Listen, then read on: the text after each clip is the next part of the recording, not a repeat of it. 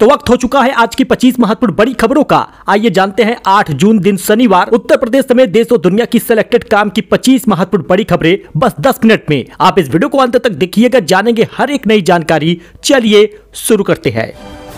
बात करें पहले खबर की तो कंगना को महिला कांस्टेबल ने थप्पड़ मारा। बोली, इसने कहा था किसान आंदोलन में महिलाएं 100 रुपए लेकर बैठती हैं, वहां मेरी माँ भी बैठी थी।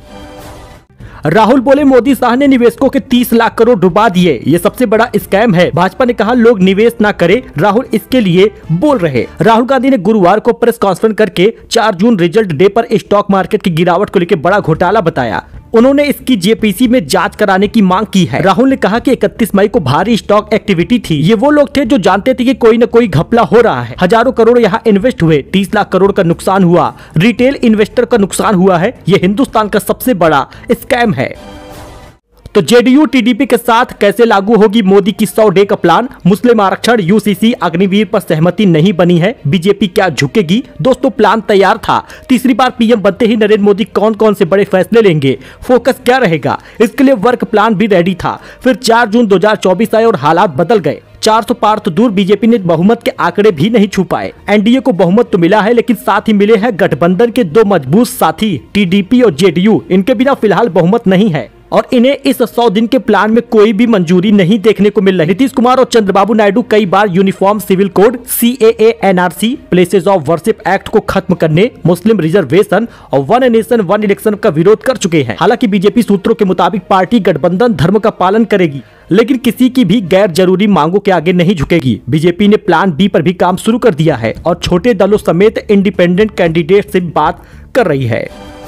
वहीं पर दोस्तों, मई महीने में वेज थाली की कीमत 9% बढ़ गई। टमाटर, आलू और प्याज के भाव ने दाम बढ़ा दिए। नॉन वेज थाली 7% सस्ती हो गई।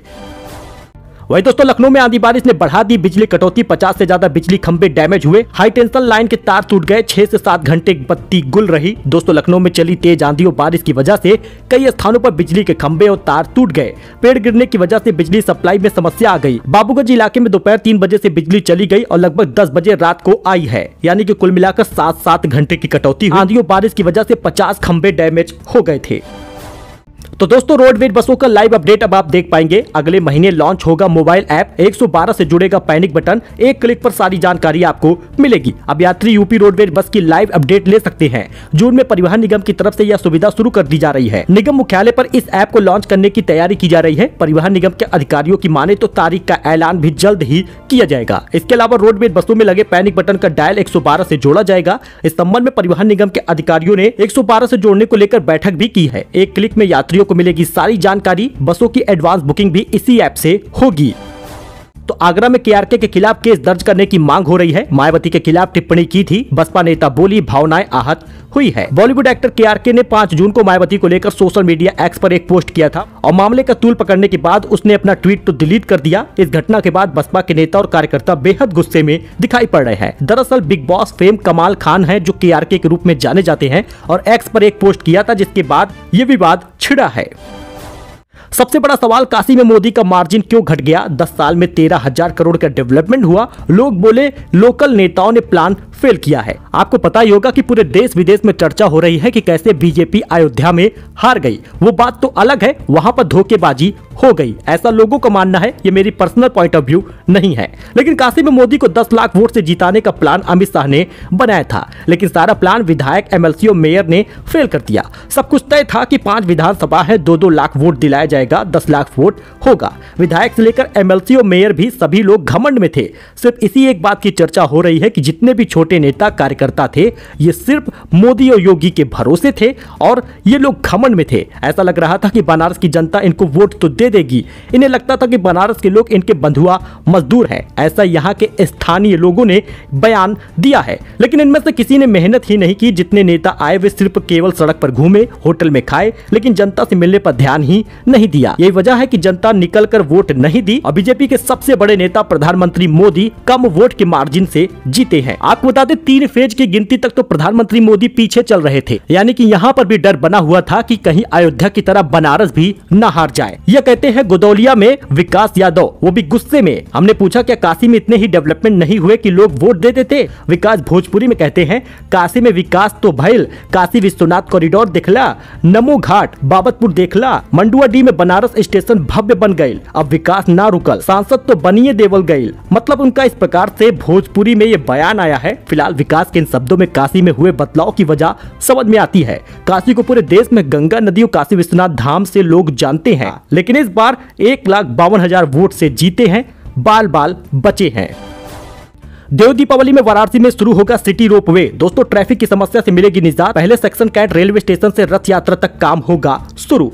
कुछ लोग तो ये कहते हैं कि यहाँ पर भी विकास हो रहा है, डर लगता है कहीं अयोध्या की तरह बनारस भी आगे चलकर न हार जाए। वाराणसी में बन रहा देश का पहला urban transport ropeway Dev Deepawali में काशी से शुरू होना संभावित है। पहले section Varanasi junction cantt railway station से रथ यात्रा तक की सुगम यात्रा काशीवासी कम समय में कर सकेंगे। सिटी रोपवे के संचालन से वाराणसी में यातायात की समस्या से निजात मिलेगी। रोपवे के निर्माण के लिए स्विट्जरलैंड से आए उपकरण इंस्टॉल किए जाना शुरू कर दिए गए हैं।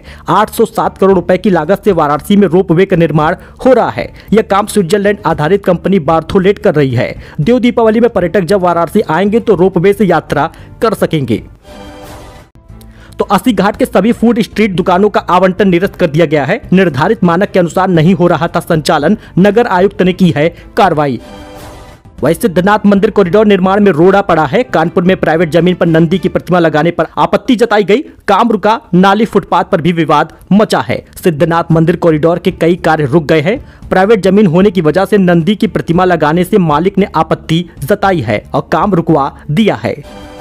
तो दोस्तों आज 23 जिलों में आंधी बारिश का अलर्ट है। 24 घंटे में सबसे अधिक बारिश 6.8 mm की बारिश का रिकॉर्ड किया गया। अयोध्या और गोरखपुर में खूब बरसात हुई है। उत्तर प्रदेश में मौसम तेजी से करवट ले रहा है। कहीं पर दिन की शुरुआत तेज धूप से हो रही है तो कहीं सुहावने मौसम से लोग खुश हो जा रहे हैं। सुबह में कुछ स्थानों पर हल्की हवाएं चल रही है, वहीं पर कुछ जगहों पर आसमान में बादल होने की वजह से गर्मी से राहत मिल रही है। फिलहाल मेरठ और मथुरा समेत 23 जिलों में बारिश होगी। जिन 23 जिलों में बारिश होने की चेतावनी जारी की गई है उसमें सहारनपुर, शामली, मुजफ्फरनगर, बागपत, मेरठ, गाजियाबाद, गौतम बुद्ध नगर, बुलंदशहर का नाम शामिल है। इसके अलावा लिस्ट में अलीगढ़, मथुरा, हाथरस, एटा, फिरोजाबाद, ललितपुर, झांसी, महोबा, हमीरपुर नाम शामिल है। जानिए कहां पर कितनी बारिश हुई। देखिए आगरा में 2.1 mm की बारिश हुई है और सबसे ज्यादा 9.4 mm की बारिश अयोध्या में हुई है। बाकी अन्य जिलों में छिटपुट बारिश हुई है। बता दें शाम से रात तक बारिश के आसार ज्यादा होते हैं और ये कारण है कि बांदा और चित्रकूट समेत 17 शहरों में आज लू भी चल सकती है।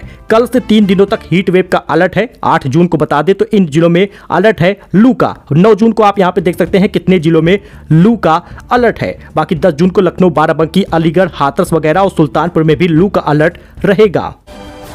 तो सुल्तानपुर की बेटी ने अमेठी में किया टॉप तो अखिलेश यादव ने 21,000 रुपए कैश भिजवा दिया और साथ में दिया लैपटॉप। यूपीएससी की तैयारी करेगी छात्रा। दोस्तों सुल्तानपुर की एक छात्रा को पूर्व मुख्यमंत्री अखिलेश यादव ने सम्मानित किया है। इंटरमीडिएट परीक्षा में टॉप करने वाले सपा मुखिया ने छात्रा को लैपटॉप और 21,000 रुपए भिजवाए हैं। आपको याद होगा कि सीएम योगी ने कहा था कि जो लोग टॉप करेंगे उनको टैबलेट और स्कूटी देंगे, लेकिन ये सारी चीजें पूरी नहीं हो पाई है। कितने छात्रों को टैबलेट और स्मार्टफोन नहीं मिला, जिनको मिला देर में मिला, यानी कि सही समय पर नहीं दिया गया, वितरण भी नहीं हुआ। अब आपको बता दें सुल्तानपुर की एक छात्रा को पूर्व मुख्यमंत्री अखिलेश यादव ने सम्मानित किया है। वही एक वारदात सीसीटीवी में कैद हो गई। तमंचे के बल पर छेड़छाड़ किया, फिर छात्रा को गोली मार दी। वीडियो सामने आया है। झांसी में पेपर देकर घर लौट रही थी। मोहल्ले में युवक ने रोका।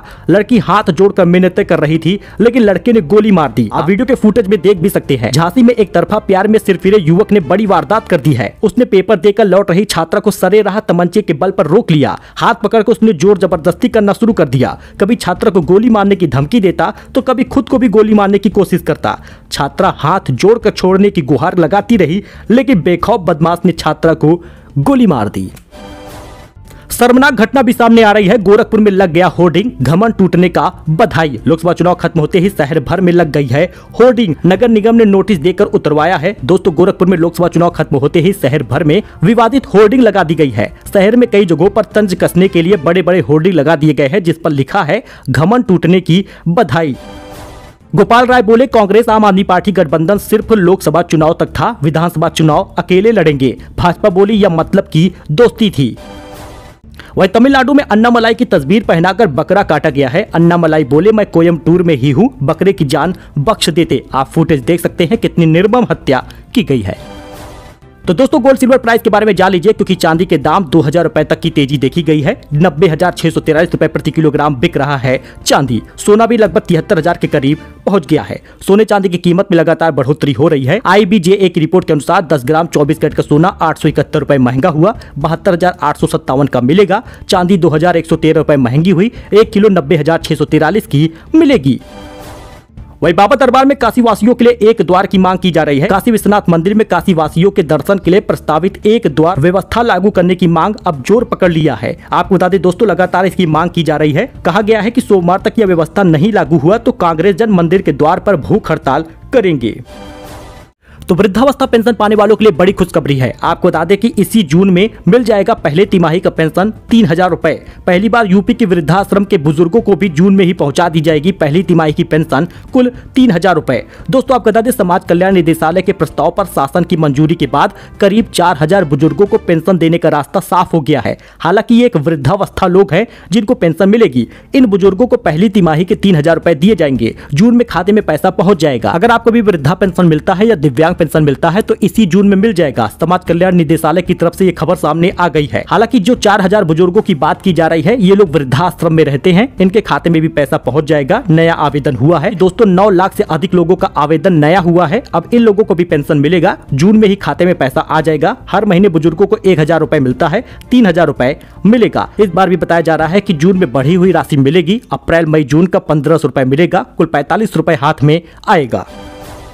चुनाव खत्म होते ही सीएम योगी ने दे दी बड़ी खुशखबरी। अधिकारियों को दिया सख्त निर्देश, जल्द शुरू की जाए ये व्यवस्था। लोकसभा चुनाव के नतीजों से सीएम योगी खुश नहीं हैं। मुख्यमंत्री योगी आदित्यनाथ ने पहले की तरह शासन में कामकाज की गहन समीक्षा शुरू कर दी है। इस कड़ी में गुरुवार को उच्च स्तरीय बैठक करके सीएम योगी ने मिशन रोजगार के अपने एजेंडे पर जोर देते हुए कहा कि खाली पदों पर नियुक्ति की प्रक्रिया तेज गति से की जाए, वरना कार्रवाई होगी।